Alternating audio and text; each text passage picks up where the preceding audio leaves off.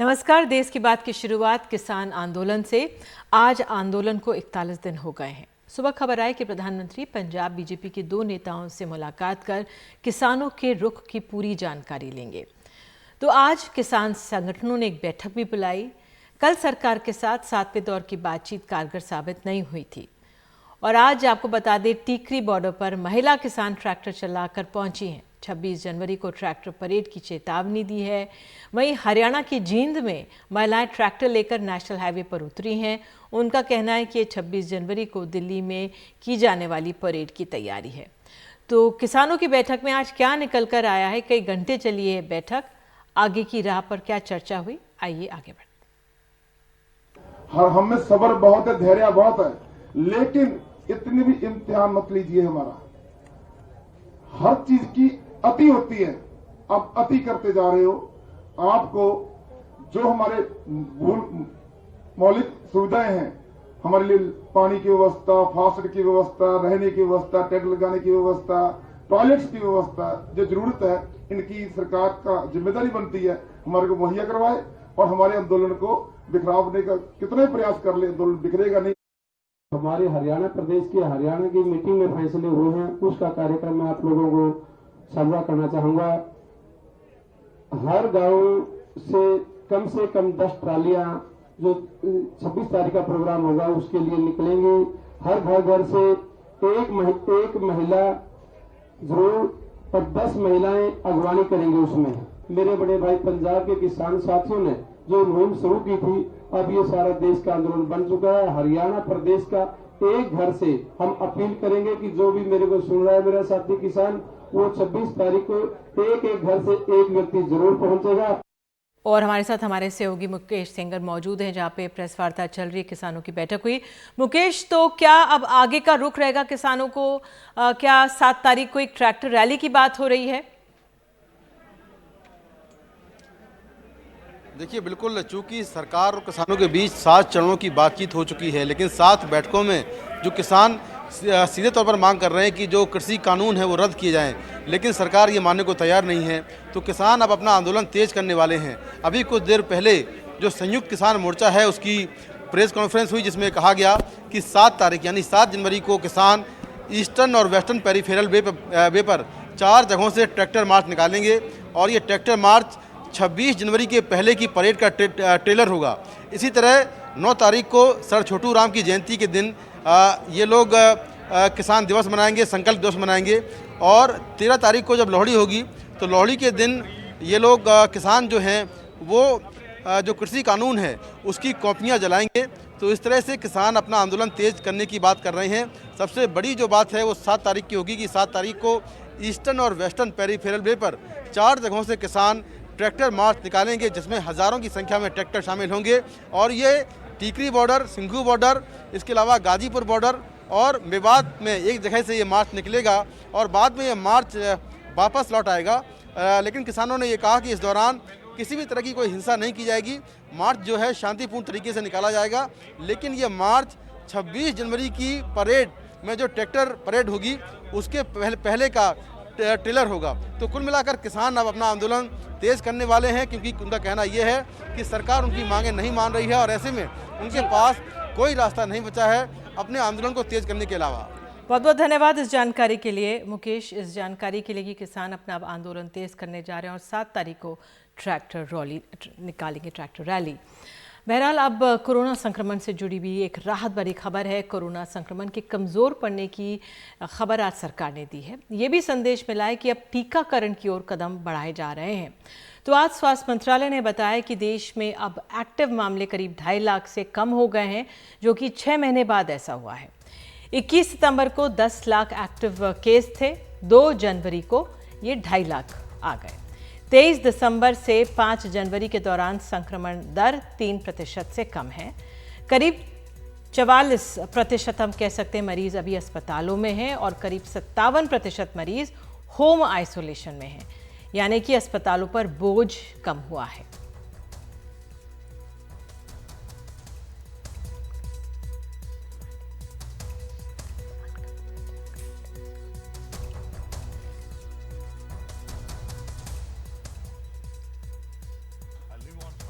एक जो बड़ी महत्वपूर्ण बात है जो हम पहली बार आपसे शेयर कर रहे हैं, हालांकि इसको हम लगातार मॉनिटर करते थे, वो ये है कि हालांकि हमारे पास 2.5 लाख से कम एक्टिव केसेस हैं, 2.32 lakhs टू बी प्रिसाइज, इनमें से केवल 44% मामले ऐसे हैं जो अस्पतालों में हैं, यानी जो मॉडरेट या सीवियर सिम्टम से ग्रसित हैं, and that is why they need regular medical care. But 56% cases are those which are very mild or asymptomatic cases and are in home isolation. तो अब वैक्सीन देने की प्रक्रिया पर विस्तार से आज बताया गया। देश में 41 बड़े वैक्सीन स्टोर हैं। कोविन ऐप के ज़रिए यूनिक हेल्थ आईडी जनरेट कर सकते हैं जिनको वैक्सीन लेना है। वैक्सीन लगवाकर एक QR कोड सर्टिफिकेट भी मिलेगा। तो स्वास्थ्य कर्मचारियों को ऐसा करने की ज़रूरत नहीं होगी। स्वास्थ्य मंत्रालय के अनुसार वैक्सीन के इमरजेंसी यूज़ ऑथराइजेशन मिलने के 10 दिन के भीतर ही वैक्सीन लगाना शुरू कर सकते हैं। हमने बनाया भारत में है, लेकिन ये विश्व के लिए है, ये एक पब्लिक हेल्थ गुड है। तो जो देश भी इसको इस्तेमाल करना चाहेंगे, भारत सरकार प्रोएक्टिवली उनकी मदद करेगी इसके उपयोग में। जैसा मैंने आपको बताया, इसमें सेशन एलोकेशन हो सकता है, आधार ऑथेंटिकेशन हो सकता है और इसमें यूनिक हेल्थ आईडी का क्रिएशन हो सकता है, AEFI की रिपोर्टिंग हो सकती है। 12 भाषाओं में ये आपके फ़ोन पर SMS भेजने की सुविधा रखता है। QR कोड आधारित वैक्सीनेशन सर्टिफिकेट ये जनरेट करेगा और आपको भेजेगा यदि आपने दोनों डोजेज लगवा ली हों।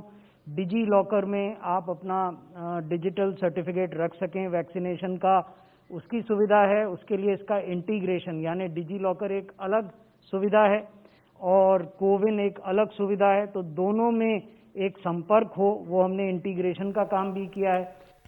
और इस पर अधिक जानकारी के लिए हमारे साथ हमारे सहयोगी शरद शर्मा मौजूद हैं। तो शरद, राहत भरी खबर यह है कि कोरोना का जो संक्रमण है वो कम होता जा रहा है और साथ ही वैक्सीन की तैयारी अब आगे बढ़ रही है। कुल मिलाकर आज क्या संकेत मिला, कितने आश्वस्त हुए आप इस प्रेस कॉन्फ्रेंस से?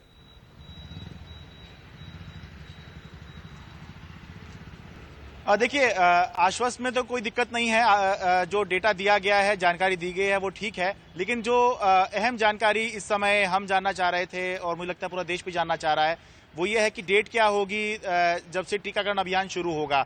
तो संकेत तो दिए हैं, स्वास्थ्य मंत्रालय ने ये कहा है कि जो इमरजेंसी यूज ऑथराइजेशन हुआ है उसके 10 दिन के भीतर हम टीकाकरण शुरू कर सकते हैं। लेकिन अंतिम निर्णय भारत सरकार ही करेगी, जब वो बताएंगे उसके बाद ही ये शुरू होगा। तो एक तो अभी डेट फाइनल नहीं हुई है। दूसरा, हम कोशिश कर रहे थे ये जानने की कि खर्चा कौन उठाएगा। सीधे सीधे भी समझें तो 30 करोड़ लोगों को वैक्सीनेट करने का, टीका लगाने का खर्चा 12,000 करोड़ रुपए है। क्या ये खर्चा केंद्र सरकार उठाएगी या राज्य सरकार उठाएगी या जो लोग टीका लगवा रहे हैं उनके ऊपर ये खर्चा डाला जाएगा? इसके बारे में हम सवाल भी नहीं पूछ पाए और खुद भी जो स्वास्थ्य मंत्रालय के अधिकारी हैं और जो अन्य एक्सपर्ट्स साथ में आज प्रेस कॉन्फ्रेंस में थे वो भी इसमें जानकारी नहीं दे पाए हैं। तो यही प्रमुख सवाल थे जो नहीं पूछ पाए हम लोग और बता भी नहीं पाए वो। इसके अलावा जानकारी दी गई है कि बाकी सारी तैयारियां जो हैं वो पूरी कर ली गई हैं और सरकार जब भी तय करेगी तब से टीकाकरण का जो अभियान है वो शुरू हो सकता है। बिल्कुल। और शरद, एक संक्षेप में ये सवाल भी, जो कोविन वो जो ऐप की बात की जा रही है, अब एक आम नागरिक अगर लेना चाहता है, अगर हेल्थ वर्कर नहीं है और वो वैक्सीन लेना चाहता है, तो क्या ये ऐप मैंडेटरी होगा? उस लिहाज से क्या सामने आया? ये आपने बहुत अहम सवाल पूछा और इसके साथ साथ मैं एक और जवाब और दे दूं। एक तो कोविन ऐप, अगर किसी को ये लग रहा है कि सरकार ये कह रही है कि जो लोग 50 से ऊपर हैं उनका डेटा वोटर लिस्ट से निकाल लिया जाएगा, जो व्यक्ति इस समय 1 जनवरी 1971 से पहले जन्मा है उन सबको 50 साल का मान लिया जाएगा, वोटर लिस्ट से उसका डेटा आ जाएगा। इसके अलावा जो कोमोर्बिड हैं यानी कि पुरानी गंभीर बीमारी से ग्रस्त लोग हैं उनको ये टीका लगाया जाएगा। लेकिन अगर फिर भी किसी को ये लगता है कि उसका डेटा सरकार के पास नहीं है और शायद कहीं वो छूट ना जाए, तो उसके पास ये विकल्प होगा कि वो कोविन ऐप पर खुद को रजिस्टर कर पाए। इसके लिए दिशा निर्देश जल्द ही जारी किए जाएंगे। कोई व्यक्ति ये कैसे साबित करेगा कि वो पुरानी गंभीर बीमारी से ग्रस्त है? कहने को तो लोग ये भी कह सकते हैं कि हमें हाइपरटेंशन की बीमारी है, लेकिन दिल्ली, मुंबई ये बड़े बड़े शहर हैं, यहाँ तो हर किसी को टेंशन रहती है, हाइपरटेंशन से ज्यादातर लोग शिकार रहते ही हैं, तो हर कोई क्लेम करने लग जाएगा।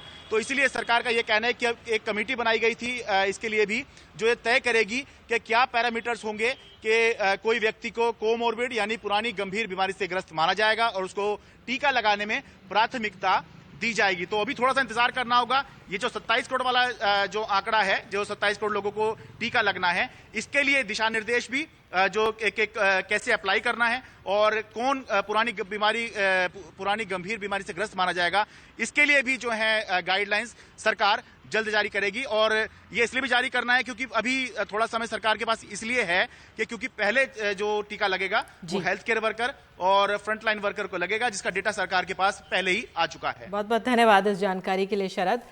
और अब जो वैक्सीन 2 हैं उनको लेकर एक स्पष्टीकरण आया है। सीरम इंस्टीट्यूट ऑफ इंडिया की कोविशील्ड और भारत बायोटेक की कोवैक्सीन में कौन सा वैक्सीन बेहतर हो, इस होड़ में दोनों की तरफ से साझा स्पष्टीकरण आज दिया गया है। इसमें कहा गया है कि कोविड-19 वैक्सीन सहजता से सुलभ हो, हम इसके लिए साझा तौर पर कटिबद्ध हैं। भारत और दुनिया भर में लोगों की जान और आजीविका बचाना ज़्यादा अहम है।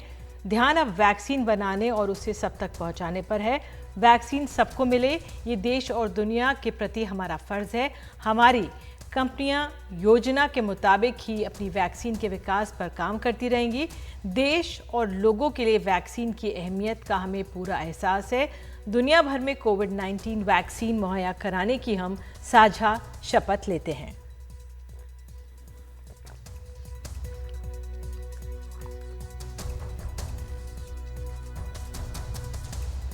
तो कोरोना के मामले अब किस तरह से कम हो रहे हैं, इसकी एक झलक हमें मिल रही है इस रिपोर्ट से। दिल्ली में कोरोना का प्रकोप कम होता दिख रहा है और इसी का नतीजा है कि लोकनायक जयप्रकाश नारायण अस्पताल में 9 महीने बाद जनरल ओपीडी शुरू हो गई है। इसे देश के सबसे बड़े कोविड अस्पताल में बदल दिया गया था, लेकिन अब अस्पताल में दूसरी बीमारियों का इलाज फिर से शुरू हो गया है। मार्च के बाद पहली बार दिल्ली के एलएनजेपी अस्पताल में डॉक्टर कोरोना से अलग मरीजों को देख रहे हैं। बीच में 9 महीने यहां ओपीडी बंद रही। कहाँ से आए हैं आप? क्या नाम है आपका? मैं इधर यूपी से आया हूँ जी। यूपी में कहाँ से? क्या नाम है आपका? वैदपुरा, ज्ञानेंद्र। ज्ञानेंद्र जी, वेदपुरा मतलब कहाँ से? उत्तर प्रदेश, ग्रेटर नोएडा। अच्छा, ग्रेटर नोएडा में। तो क्या समस्या है जी आपके साथ? मुझे दर्द था सीने में, अच्छा सारे शरीर में दर्द था। अच्छा, तो आपने अभी दिखा दिया है? दिखाना? हाँ, दिखा दिया, दवाई भी मिल गई। अच्छा, वो शुगर है, बीपी है जी। अच्छा। हाँ जी। तो पिछली बार कब दिखाया था आपने यहाँ?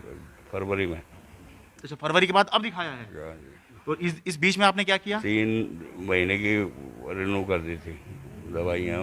अच्छा, दवाइयाँ वही जो थी वही रिन्यू हो गई? हाँ बस। अच्छा, बस। लेकिन कोई डॉक्टर देख नहीं पा रहा होगा फिर?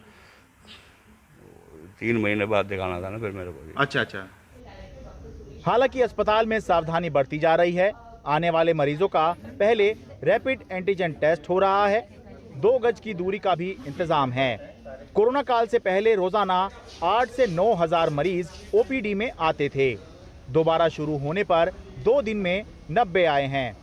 ऑनलाइन रजिस्ट्रेशन को हमने बढ़ावा दिया है। हाँ। और जो पेशेंट्स हैं पहले से ही आप अपना रजिस्ट्रेशन ऑनलाइन करा सकते हैं ताकि उनको लाइन में ना लगना पड़े। ये हमने एक नई सर्विस हमने स्टार्ट की है। अच्छा, लेकिन ऑफलाइन भी आ सकते हैं, डायरेक्ट भी आ सकते हैं? हाँ, वो भी आ सकते हैं। अच्छा, ऑफलाइन भी आ सकते हैं। अच्छा, किसी डिपार्टमेंट में पर पेशेंट आपने पर डिपार्टमेंट कुछ कैपिंग लगाई है? अभी हमने 50 मरीज शुरू में लेंगे। अच्छा। और उसके बाद जैसे जैसे ये कम हो जाएगा कोरोना के मरीज हमारे, क्योंकि एडमिट हैं, तो जैसे जैसे कम हो जाएंगे तो फिर हम ये संख्या बढ़ा देंगे। दिल्ली में एक समय रोजाना 8,500 कोरोना मरीज तक आ रहे थे, अब 500 भी नहीं आ रहे। एलएनजेपी एक मल्टी स्पेशलिटी हॉस्पिटल है, जहां अब कोरोना बेड्स की संख्या आधी कर दी गई है। दूसरे मरीजों का भी इलाज शुरू हो गया है। आप में से जिसने कोरोना काल से पूर्व लोकनायक हॉस्पिटल की ओपीडी नहीं देखी थी, वो मेरे ठीक पीछे लगे इन इंतजामों को देखिए, जो रोजाना 8-9 हजार मरीजों को संभालने के लिए लगाए गए थे। और इसी बात से आप अंदाजा लगाइए कि लोकनायक हॉस्पिटल की ओपीडी फिर से शुरू होना कितनी अहम बात है। लोकनायक हॉस्पिटल, दिल्ली से मैं Sharad Sharma, NDTV India. Corona vaccine के इंतजार के बीच उत्तर प्रदेश के स्वास्थ्य मंत्री ने आज बताया कि वैक्सीन आने के बाद वैक्सीनेशन शुरू होने में 10 से 15 दिन लग जाएंगे, क्योंकि हर जगह वैक्सीनेशन पहुंचाना एक बड़ा काम होगा। हालांकि पिछले दिनों मुख्यमंत्री योगी आदित्यनाथ ने कहा था कि मकर संक्रांति तक वैक्सीनेशन का काम शुरू हो जाएगा। देश में वैक्सीनेशन का सबसे बड़ा अभियान उत्तर प्रदेश में ही शुरू होना है। देश भर में आज कोरोना वैक्सीन के वैक्सीनेशन का दूसरा ड्राई रन चला। इसका सबसे बड़ा अभियान 23 करोड़ की आबादी वाले उत्तर प्रदेश में चलना है, जिसके 75 जिलों में कोने कोने तक वैक्सीन पहुंचाना एक बड़ा अभियान होगा। प्रदेश के स्वास्थ्य मंत्री ने भी आज कई जगह वैक्सीनेशन के ड्राई रन का मुआयना किया और कहा कि सब जगह वैक्सीन पहुंचाने में 10 से 15 दिन लग जाएगा। हमारे राज्य में जब आएगा फिर हम अपने मेन हेडक्वार्टर से लेके जिला अस्पतालों से लेके सामुदायिक स्वास्थ्य केंद्र तक पहुंचाएंगे, फिर ये प्रारंभ हो जाए। तो ये पूरा जो लॉजिस्टिक्स है सप्लाई का, ये लगभग 10-15 दिन तो लग ही जाएगा, क्योंकि अभी सप्लाई का तिथि अभी निर्धारित नहीं। यूपी के सीएम योगी आदित्यनाथ ने आज लखनऊ में Ram Manohar Lohia institute of medical sciences का दौरा कर वैक्सीनेशन की तैयारियों का जायजा लिया। उन्होंने हाल ही में उम्मीद जताई थी कि मकर संक्रांति तक वैक्सीन आ जाएगी। हम विश्वास के साथ कह सकते हैं कि मकर संक्रांति के आसपास हम लोग वैक्सीन लेकर के, प्रदेश की जनता के लिए वैक्सीन लेकर के भी हम प्रदेश के अंदर और देश के अंदर इस कार्यक्रम को आगे बढ़ा करके इस सदी की सबसे बड़ी महामारी को परास्त करने में सफल होंगे। यूपी के 75 जिलों में आज ड्राई रन हुए। ड्राई रन से ये अंदाज लगाने की कोशिश हो रही है कि इतने बड़े अभियान में अगर कोई अड़चने हैं तो उन्हें पहले से दूर कर लिया जाए। कुल मिलाकर इस पूरी एक्सरसाइज का मतलब ये है कि हम जो आगे आने वाले समय में जो वैक्सीनेशन का प्रोग्राम है उसको लेकर प्रॉपर वे में अलर्ट रहें और प्रिपेयर्डनेस को चेक करने के लिए आज का ये कार्यक्रम किया गया। कोरोना की करीब 10 महीने की दहशत और खौफ के बाद ये वैक्सीन एक उम्मीद की किरण बन के आई है, लेकिन ये ड्राई रन एक ऐसे वक्त में हो रहा है जब कोरोना का एक नया वायरस खौफ बन के सामने आया है। उसमें ये वैक्सीन काम करेगी या नहीं, अभी यह पूरी तरह तय भी नहीं है। अलीगढ़ में अदनान, बाराबंकी में सरफराज और गोरखपुर में सलीम के साथ कमाल खान, एनडीटीवी इंडिया।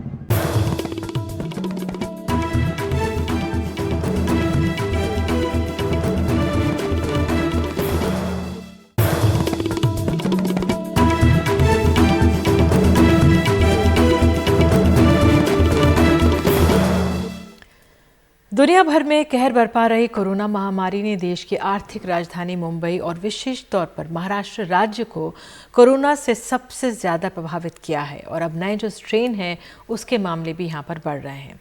इस बीच वैक्सीन अभियान की तैयारी तेज़ी से जारी है।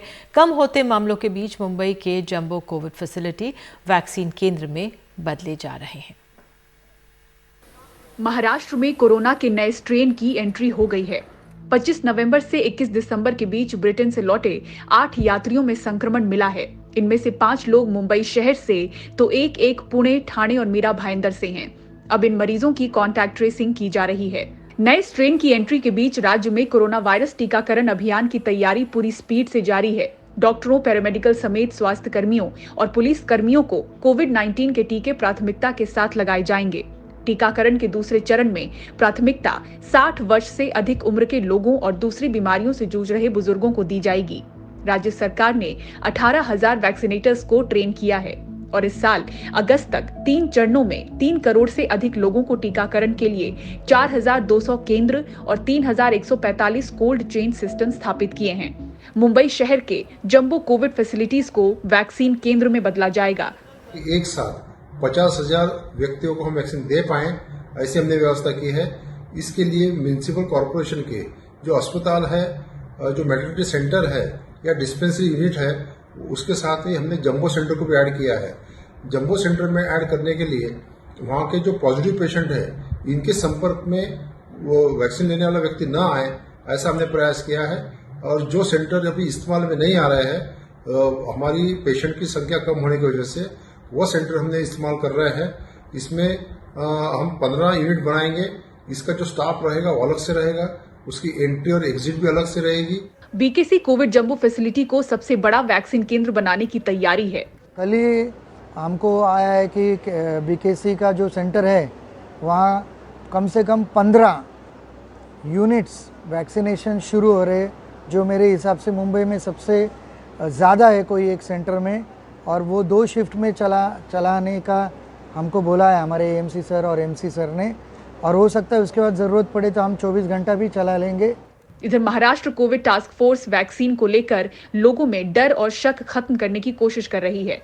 तो इसकी जो ड्राई रन है वो पुख्ता तरीके से 3 दिन पहले हो गई है और ऐसा लगता है कि ये अच्छे से पूरी तरह से पार हो पाएगी।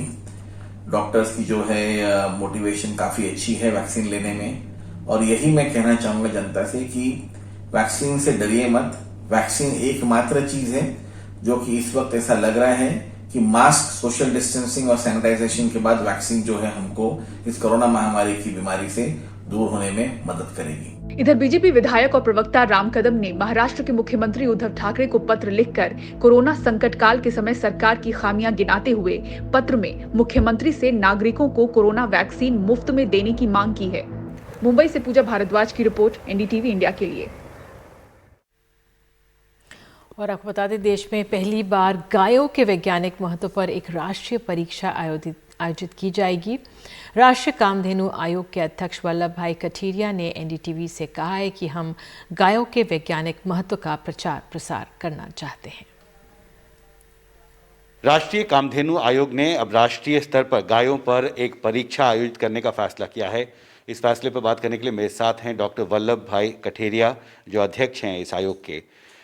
पहला बात यह है कि इसके पीछे सोच क्या है? क्या ये पहली बार देश में गायों के बारे में कोई एग्जाम होगा राष्ट्रीय स्तर पर? जी नमस्ते। बात सही है कि राष्ट्रीय कामधेनु आयोग परम आदरणीय प्रधानमंत्री श्री नरेंद्र भाई मोदी जी ने 2019 में स्थापना की। यही पर्पज है कि गाय की महत्ता वैज्ञानिक तरीके से समाज के सामने प्रस्तुत करना, गाय की महत्ता कृषि में, आरोग्य में और प्रकृति में जो है वो हमारे शास्त्रों में तो लिखा गया है, लेकिन आज समाज के सामने कहीं ना कहीं अभ्यास क्रम में हमें भुलाया गया। न आज़ादी के बाद भी गाय की महत्ता को समझाने की कोई चेष्टा हुई। आदरणीय प्रधानमंत्री श्री ने इसीलिए ही नई एजुकेशन पॉलिसी से लेकर के राष्ट्रीय कामधेनु आयोग ने ये पहल की है कि गाय को बच्चे से लेकर के गाय का होना चाहिए, गधा का नहीं। तो वहाँ से लेकर के युवा तक बड़ा एंटरप्रेन्योरशिप है, इतना एम्प्लॉयमेंट अपॉर्चुनिटीज है। गाय के पंचगव्य से, गोपालन से, उनके फार्मास्यूटिकल इंडस्ट्री से, उन्हें मैन्युफैक्चरिंग में। परीक्षा में कौन भाग ले सकता है? कैसे उसका आयोजन किया जाएगा? क्या आप सर्टिफिकेट्स और डिग्रीज भी देंगे? और इसीलिए हमने प्रयास किया है कि ओवरऑल जन समाज को एक सेंसिटाइज करने के लिए राष्ट्रीय कामधेनु आयोग ने कामधेनु गौ विज्ञान परीक्षा का आयोजन किया है। प्राइमरी लेवल के स्टूडेंट्स के लिए अलग कैटेगरी का पेपर होगा, हाई स्कूल के लिए सेकेंडरी का अलग पेपर होगा, कॉलेज और यूनिवर्सिटी के अलग, और आम जनता के लिए कोई भी ग्लोबल लेवल पर कोई भी अलग पेपर में ये ऑब्जेक्टिव टाइप का पेपर होगा। 100 मार्क्स का, 1 घंटे का, केवल MCQ टिक मार्क करना होगा, ताकि और हमारी वेबसाइट पर हम उनका रजिस्ट्रेशन करवाएंगे, क्लिक करने से उनका फॉर्म भर देंगे। 25 फरवरी को ये एग्जाम होगी। आरोग्य के दिशा में भी, संदर्भ में भी बहुत महत्वपूर्ण है, बहुत मेडिसिनल वैल्यू भी है उसका, और अभी एक माहौल में आपने ये परीक्षा शुरू करने का फैसला भी किया है। आपको लगता है कि ये इस इशू पे भी आगे रिसर्च होना चाहिए? बिल्कुल, बहुत सही बात कही। गाय के पंचगव्य, दूध, दही, घी, गौमूत्र, गोबर, ये प्योरली मेडिसिन है। हेल्थ के लिए न केवल मनुष्य की, प्लांट की, animal kingdom, plant kingdom and human kingdom, पूरा जो विश्व है ब्रह्मांड, उनकी हेल्थ के लिए भी गाय का पंचगव्य बहुत उपयोगी है। हमसे बात करने के लिए शुक्रिया। दिल्ली से हिमांशु शेखर, एनडीटीवी इंडिया।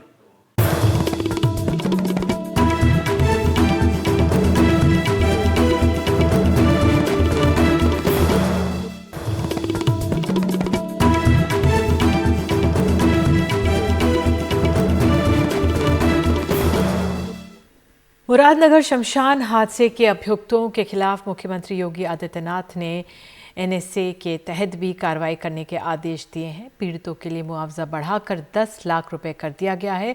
ऐसे पीड़ित परिवार जिनके पास अपना मकान नहीं है, उनको एक आवास उपलब्ध कराए जाने की भी घोषणा की गई है। रविवार को गाजियाबाद के मुरादनगर में शमशान घाट की छत गिरने से 24 लोगों की मौत हो गई थी। इस पूरे मामले में आरोपी सभी लोगों पर उत्तर प्रदेश के मुख्यमंत्री योगी आदित्यनाथ ने एनएसए यानी जिसे राष्ट्रीय सुरक्षा कानून भी कहते हैं वो लगाने का फैसला दिया है और आदेश दे दिए गए हैं। इस पूरे मामले में मुख्य आरोपी अजय त्यागी को गिरफ्तार कर लिया गया है। आपको बता दें कि अजय त्यागी को कल देर रात गिरफ्तार किया गया। उस वक्त वो दिल्ली भागने की फिराक में था, तभी उसे गिरफ्तार किया गया। अजय त्यागी पर यूपी सरकार ने 25,000 का इनाम भी रखा था। बताया जा रहा है कि अजय त्यागी के साथ साथ जो इस पूरे मामले में मुरादनगर नगर पालिका की ईओ हैं निहारिका सिंह, अपर अभियंता चंद्रपॉल और इंजीनियर आशीष को भी इस पूरे मामले में गिरफ्तार किया गया है और इन पर भी रासुका लगाई जाएगी। और तमाम जो है जांच जो चल रही है उसमें सामने आ रहा है कि पूरी तरीके से इन लोगों का कमीशन का पूरा एक धंधा बना रखा था। इन लोगों ने इस पूरी इमारत का कॉन्ट्रैक्ट 55 लाख में दिया गया था और अभी 10 दिन पहले ही इसका लिंटर पड़ा था। और जब रविवार को अंत्येष्टि के लिए कुछ परिवार वहां पहुंचे थे तभी ये छत गिर गई।